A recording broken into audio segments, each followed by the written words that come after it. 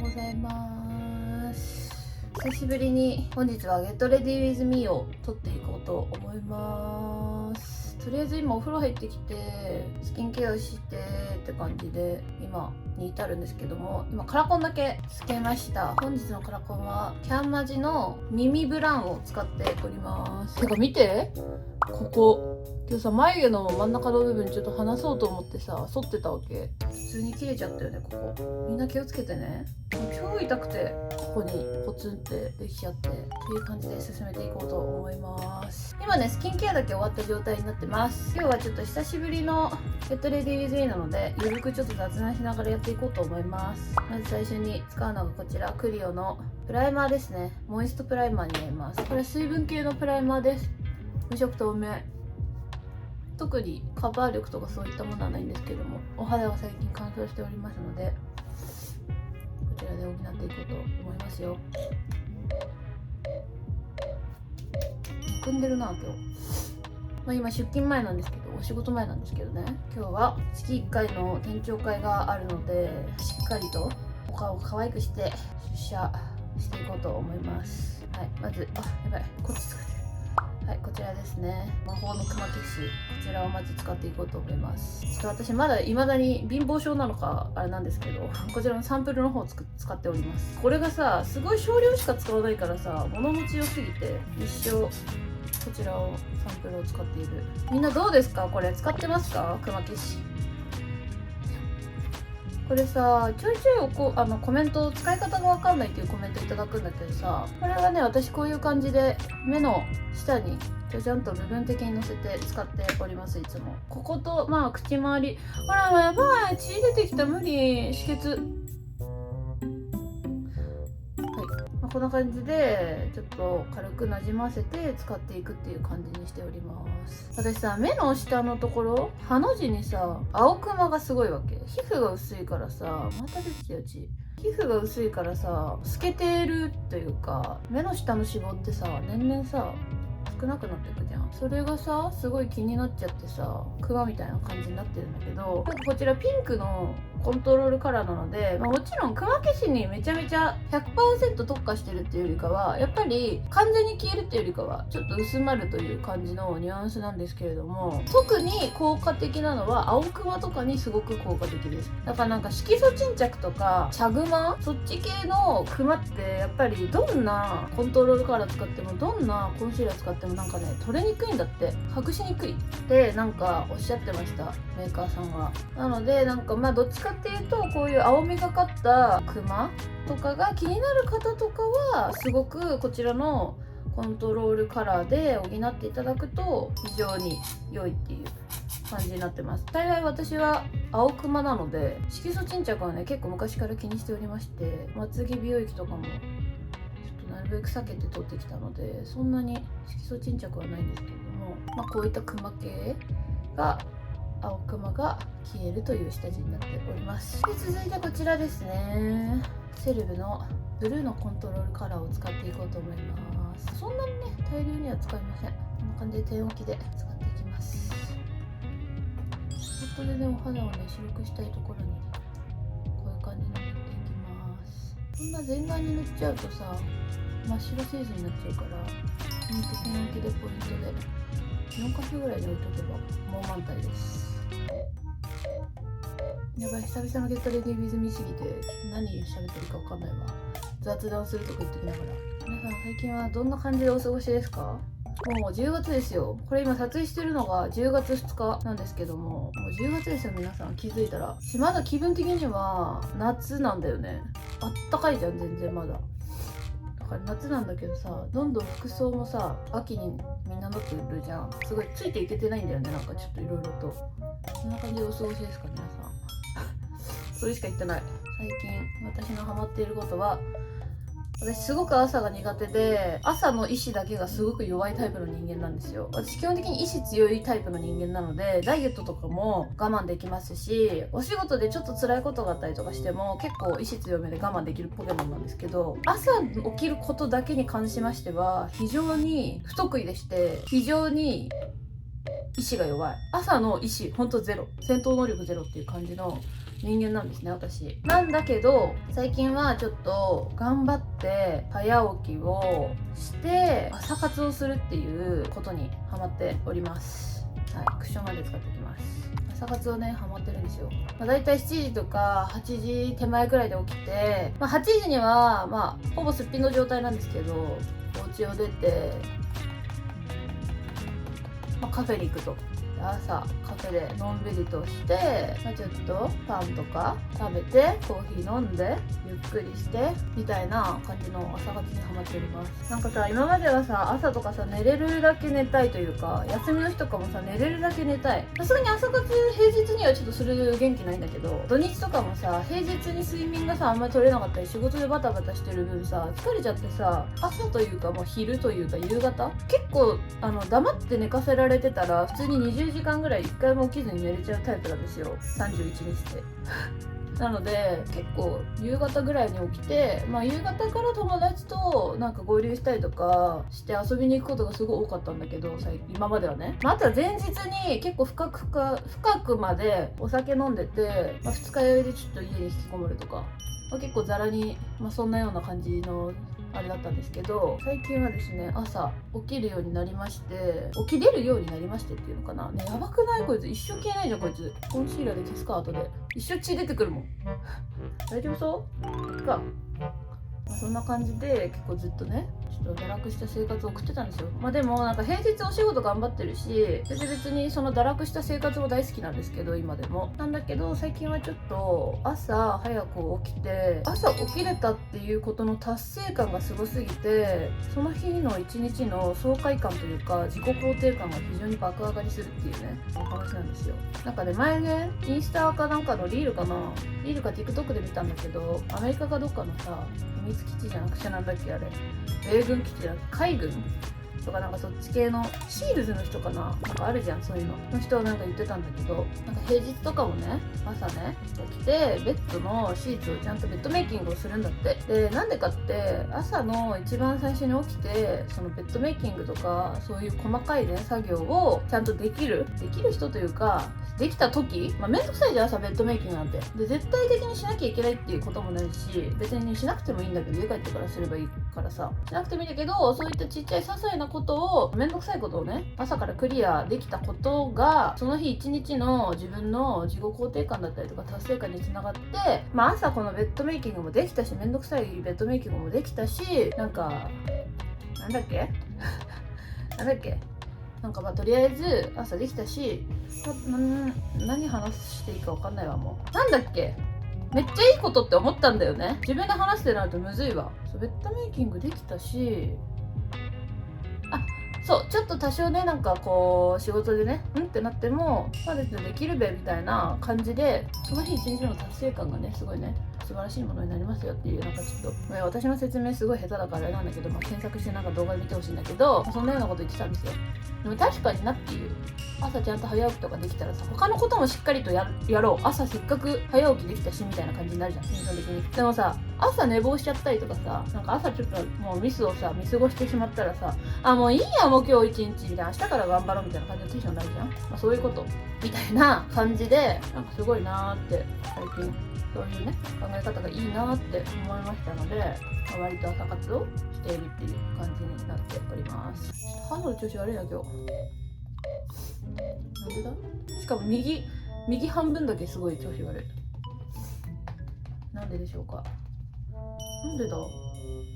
非常に。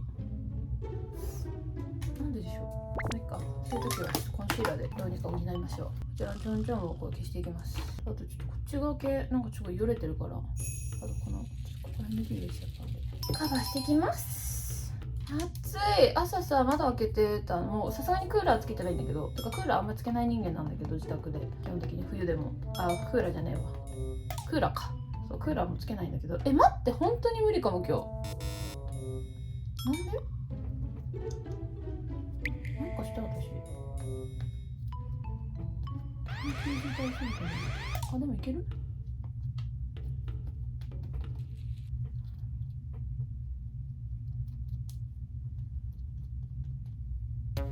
こんなにずっとわかることあるここ。なんかさ、すごい化粧なりが悪くてさ、最初からよれたみたいな感じになるときない？わかる？なんかその日なんだけど、しかもこっちだけ、しかもここだけ、なんですぎるんだが、なんかした私。まあでもそうなってしまったら仕方ないので、そんな自分を受け入れてく。仕方ない。よれた自分も愛していく。はい、次の工程に行きましょう。一旦ちょっと疲れたんで、やばい。一旦疲れたんで、お湯をじゃあ飲ませてもらって。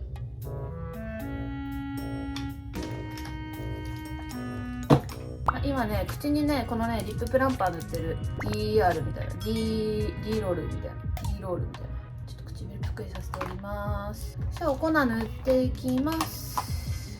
お粉はね、ちょっとね、まだね、見せれないんだけど、今セレブから作ってるお粉です。これね、マジでね、一生よれないんだよね。この夏ずっとこいつと生きてきた。試作段階でさ、サンプル作ってたからさ、サンプルをずっと試してたんだけどさ、サンプルももちろん問題なく進行することができまして、修正を重ねて。で、最終のチェックでさ、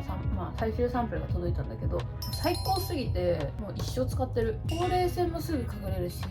全然よれてこないし、何しろ、クッションファンデとの相性がすごい良くて、化粧直しとかこれしか持ってかないもんね、基本的に。発売も間近なので、皆さんちょっと楽しみにしていてください。パフはね、今ね、ちょっと別の使ってる。今回パフは別売りにしたんですよ。別売りというか作ってないんです。付属にしてないんです。そう、なぜならお値段を安くできればしたいっていうのもあったし、プラスなんかね、思うようなパフがなかった。作れなかった。まだお粉もそうだし、クッションファンデもそうだし、あとシャドウとかもそうなんだけど、結局何で塗るかっていうのもすごく重要になってくるのね、私の研究結果的に。ちょっとこれ微妙だな、発色とかもろもろ微妙だなって思う人は、多分筆とか使うパフとか変えただけで全然多分変わったりとかするわけで、私的には最高の相性のものをパウダーと一緒に共にご提供したかったんだけど、それがちょっと今の現状だと難しいってこともありまして、そういった意図があって今回はパフはちょっとノーサンキューにさせていただきました。ほんと一緒がいいんだよ。てかいずれ一緒にする、絶対なんだけど、ちょっと今は我慢してほしい。みんなの気持ちわかるけど、絶対パフ一緒の方が絶対いいじゃん。それ超わかるんだけど、微妙なものとか使ってもさ、やっぱ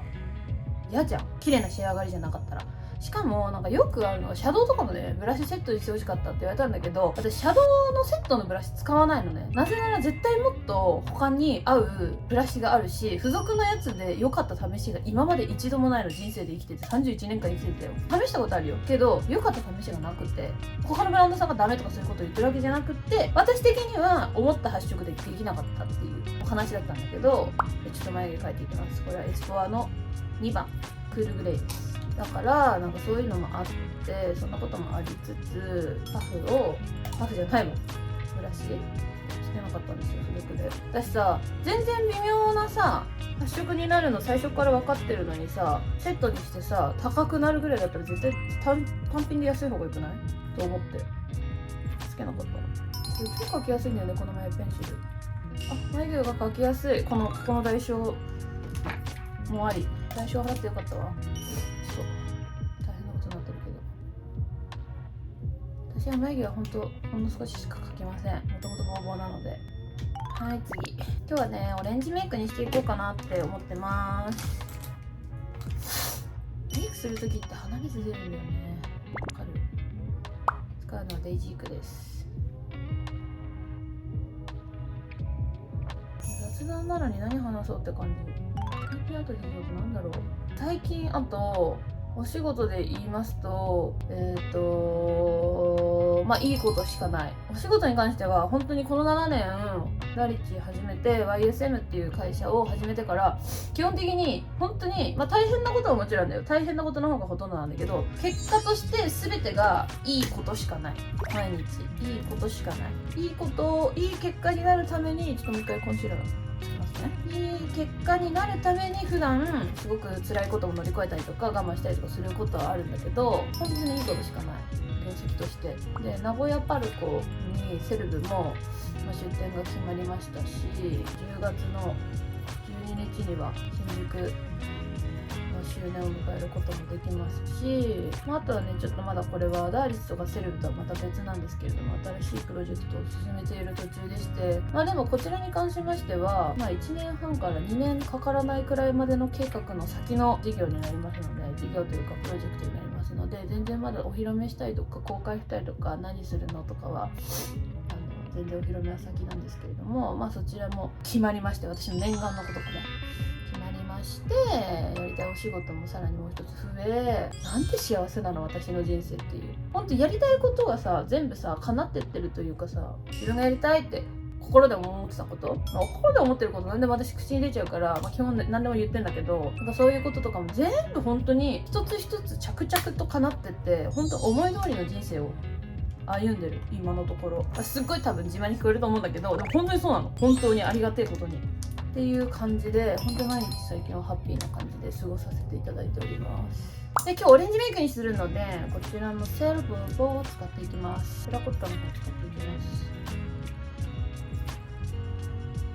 このさセレブもなんで今日オレンジメイクにしようかと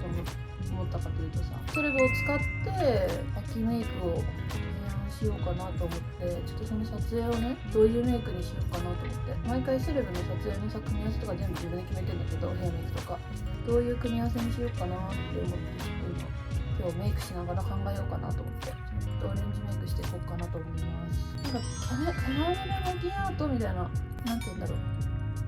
秋っぽいこっくり系のメイクにしたいんだよね。いいじゃんこのカミソリ負け。カミソリ負けっていうか普通にカミソリで切っちゃったんだけど、やっぱ久しぶりに使っても可愛いわ。真オレンジじゃなくてちょっとこう深みのあるテラコッタっていうのがすごくポイント。目に馴染みやすいのよ。真オレンジだとさ結構さ、似合う似合わないはもちろんあると思うし、割とほんと浮いちゃう人は浮いちゃうんだけど、こ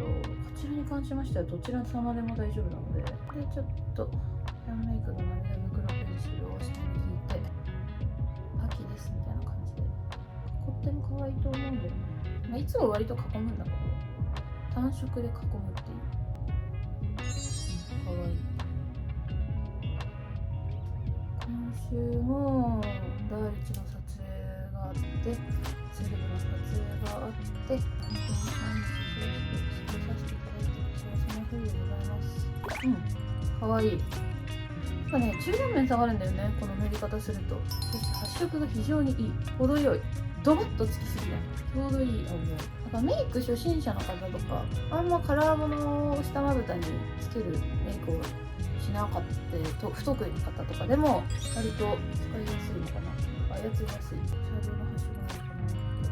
ます。でインデネーノかわいいね。先にランド B で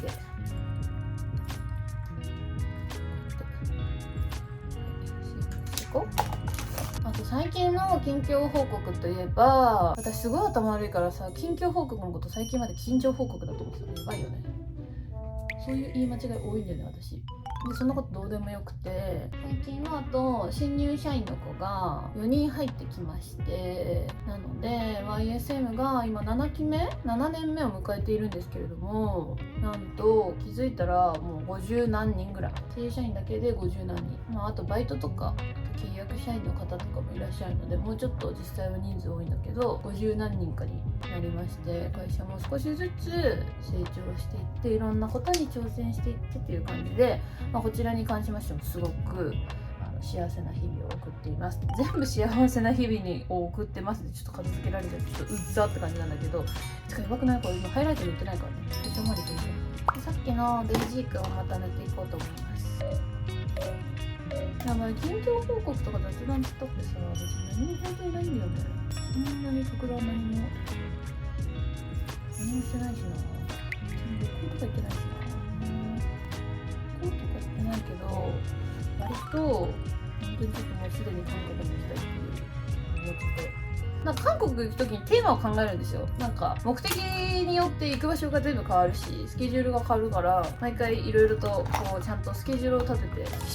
っていうか目的を決めていくんですけど、この間は本当に飲むぞ遊ぶぞっていう感じの時だったから、逆にマジで1ミリもお買い物とかオリーブヤングでしかしてなくて、オリーブヤングなんてそこら辺にあるからさ、別にいつだって行けるよ、二日酔いでも。だからもう本当にちゃんとしたお買い物とかしてなくて、全然今流行りのさ感じの流行ってるお店とかお洋服屋さんとか全然行ってなくって、全然本当に本当にずっと遊んでただけだったんだけど、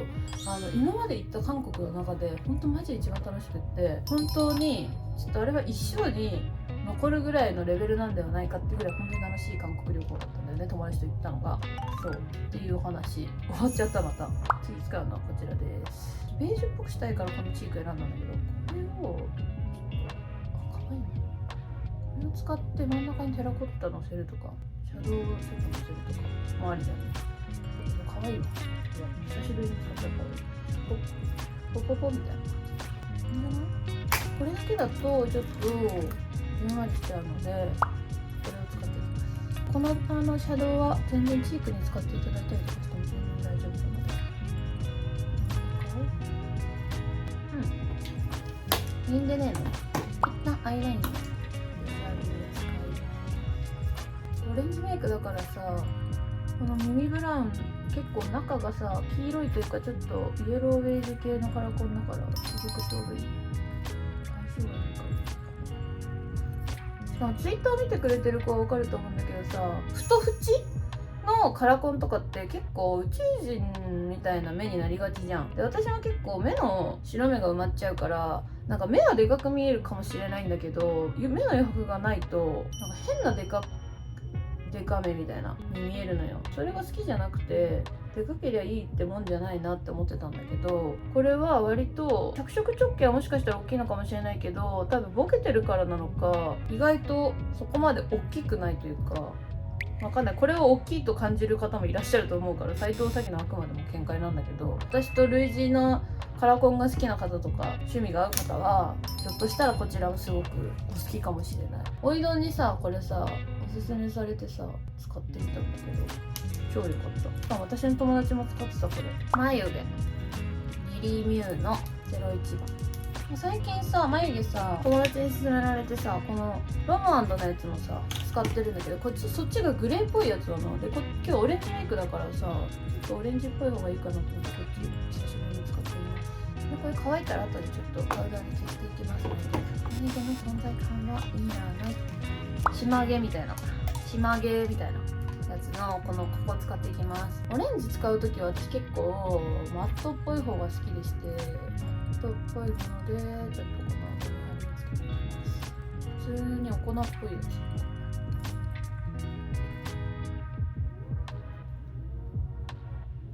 で、目頭のハイライト。やばい、もうなんかこれも見慣れて何も思わなくなってきた。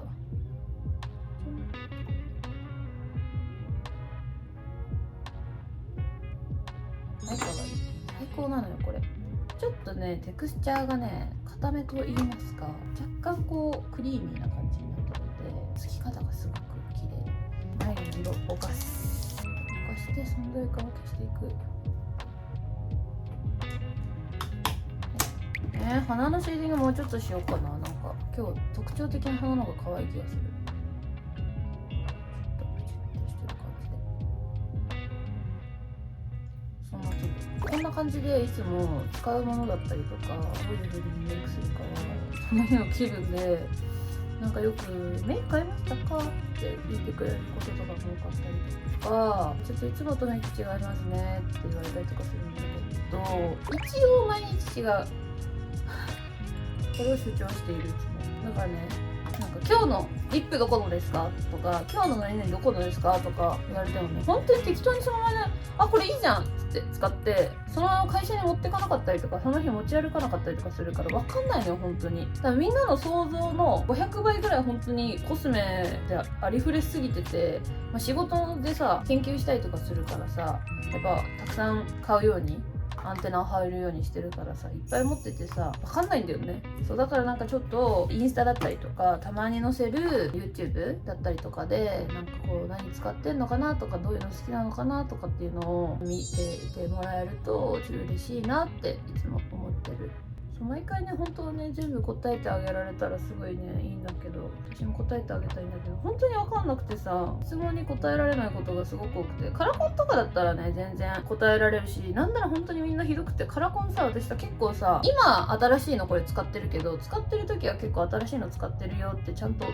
えてるわけね。なんだけどみんな全然そういう動画に限って全然見てくれなくてさ、まあ、しょうがないんだけどね、全部を見てるわけじゃないの分かってるから全然仕方ないんだけどっていう感じ。ちょっと涙袋かきま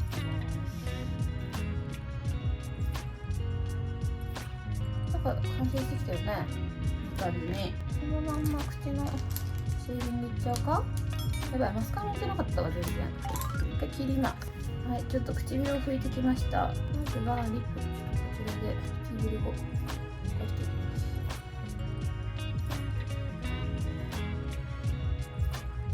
あとエスポアのさ新しいさサナちゃんのビジュアルのやつもちょっとさシャドウとかでさなんかちょっと唇の縁ぼかしてってちょっとオーバーっぽくして可愛かったみたいな、ちょっとグラデみたいな。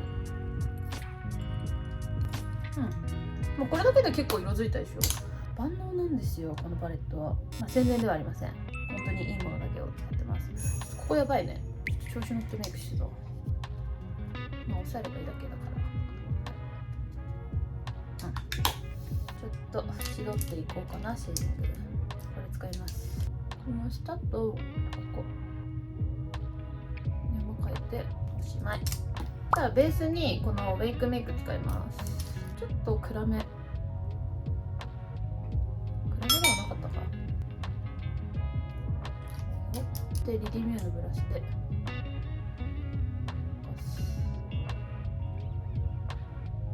よく化粧直しの時もこのリップの工程しますかって聞かれるんだけど、オフィスにいたりとかで直せる環境にいたらするけど、遊びに行ったりとかする時はこんなに何本も持ってかなくて1本しか持ってかないので、基本的に化粧直しはそんなにしません。リップ1本でベベって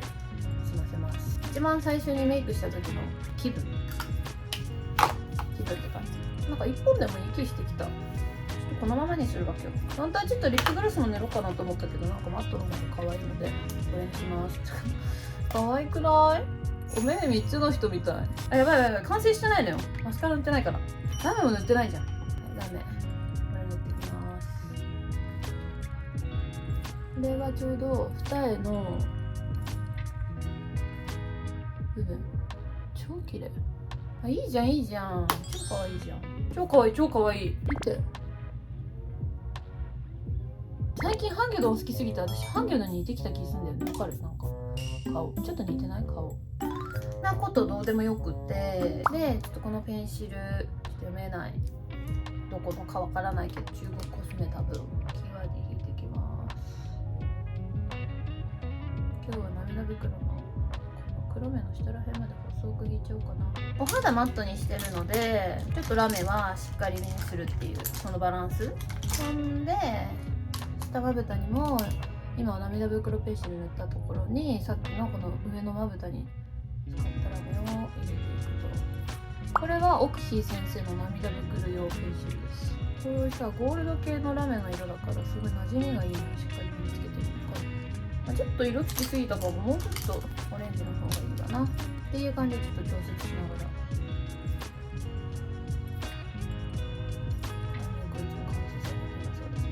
夜インスタライブもあるからちょっと濃いめじゃないとねダメなんですよ。でマスカラこれ使います。私マツパ今してるのでそのまま塗り込んでいきます。これ超ゆっくりメイクしてるけど時間大丈夫かな私。今何時？全然わかんないけど。やばい、今日違うマスカラ使ってみようと思ったのに普通にまたいつもの使っちゃった。まあいいか、明日使えば。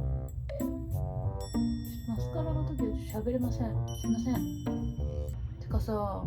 右目さ、私右目のこっちの方が幅が狭くってこっちの方がお気に入りっていう話してたと思うんだけど、ずっと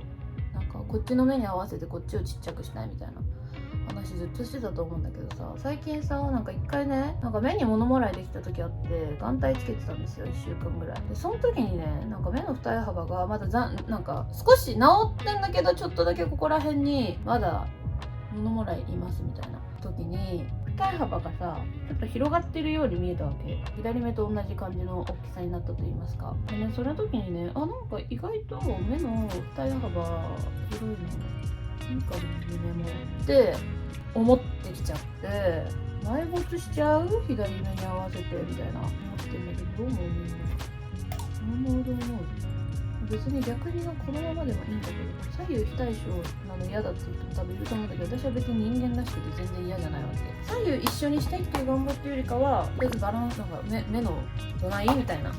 目広がったらどないみたいな。なんか年々さ、まぶたの脂肪もさ落ちてくるからさ、二重幅広い方が可愛いんじゃないとか思ってきちゃったの。逆にね、こ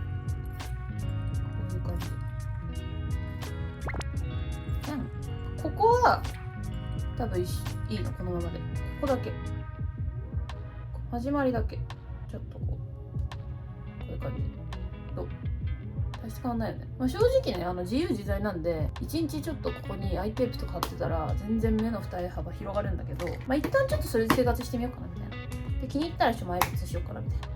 感じで、こちらのクリを最後使っています。これハイライトなんだけど、そんなギランギランにならないハイライトなんで、今日はちょっとマット風な感じで自然に仕上げていきたいので、自然というか自然じゃないんだけど、全然このメイク自体マット系に仕上げていきたいので、こちらでいきます。で最後に鼻だけハイライトになります。使います。いいか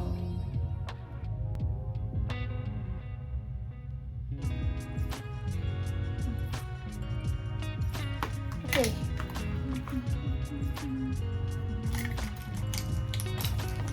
あとライターで竹串あぶって下まつげを下げていく。これさ、竹串新しいやつが出たよね。電子竹串みたいな。欲しいんだよ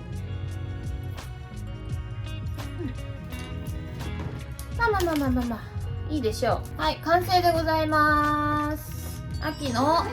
こっくりブラウンメイク、こんな感じでございました。いかがなもんでしょうか。ちょっとね、マットっぽく仕上げてるのがポイントでございます。最後にちょっと OK。とりあえず髪の毛やりたいと思います。はい、ということでお着替えが終わりましたので、髪の毛を巻いていこうと思います。本日はこのモフモフのシャギーにこちらのダーリッチの昔見えるかな、ダーリッチに昔発売したジャケットセットアップのベージュとマスタード混ざったみたいなスカートに、見えるかな、ブラウンのニーハイソックスを履いてローファーを履いてまいりたいと思います。今の現在の気温20度って書いてあったんですけど、そんなに外歩かないので気にしません。はい、着たい服を着ます。ということでちょっと軽くね巻いていこうと思います。大丈夫そうか、角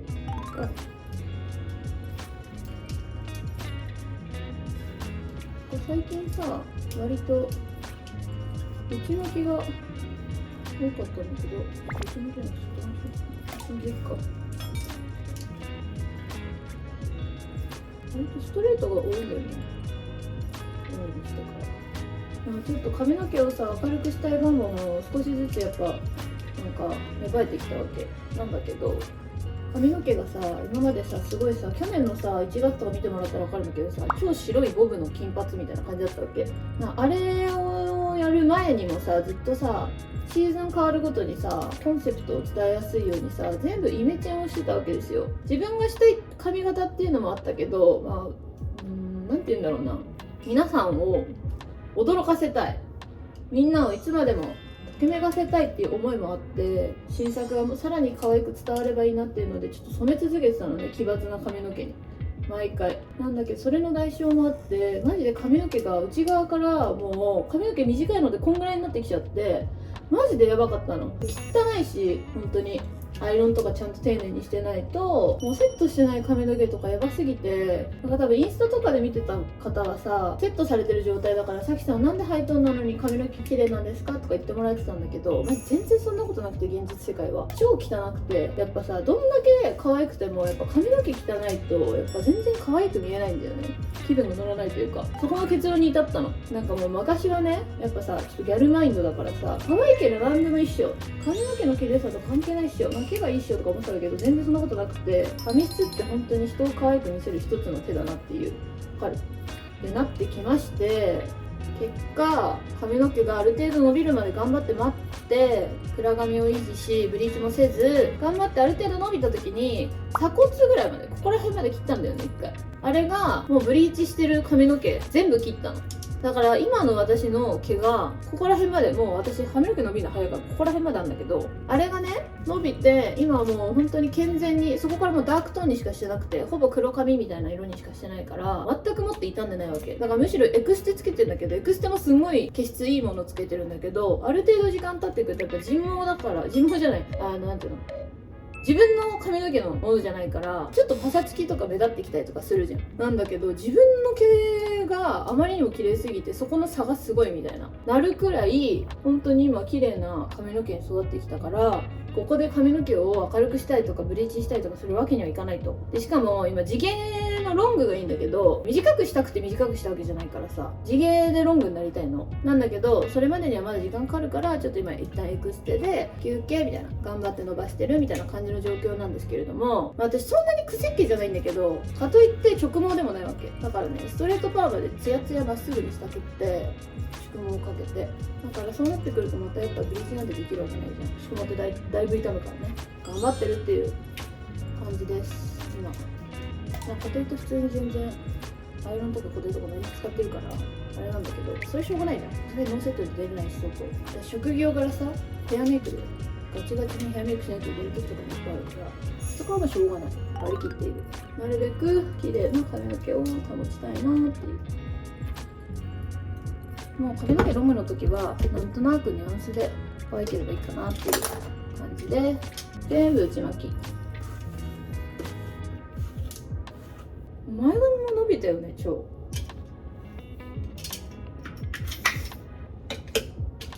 伸びた。これ前髪だよ。やばくない？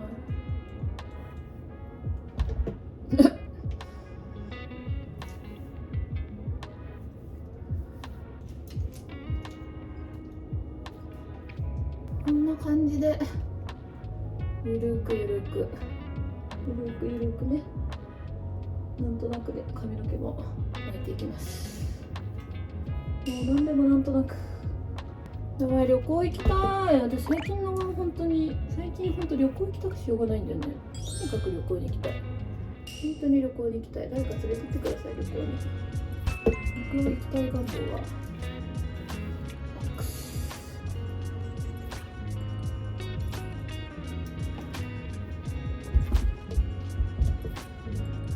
こんな感じでよろしくて。いいんじゃないなんとなくで完成。これ時間もやばいということで11時までにさオフィス行かなきゃいけないからさ、時間ギリギリなんだね。やばいとかやってたら朝の準備で家が散らかってとんでもないことになるっていう感じです。オイル塗っとく？塗らなくていいよね。私オイル塗らない派なんだよな、あんまり。はい、ということで完成しました。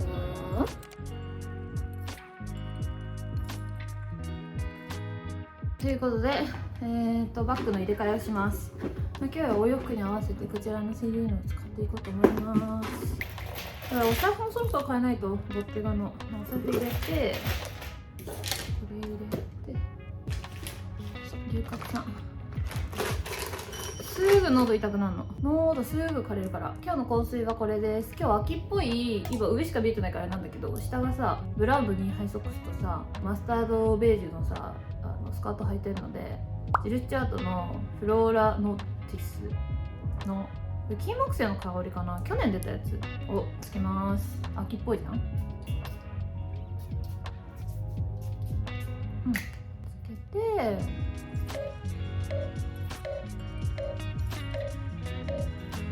いるかしら。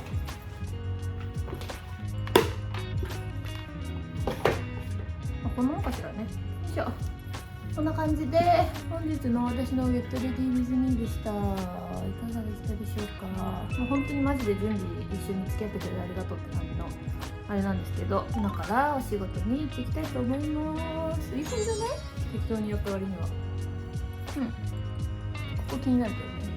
まあいいでしょう。はい、ということでお仕事頑張ってきます。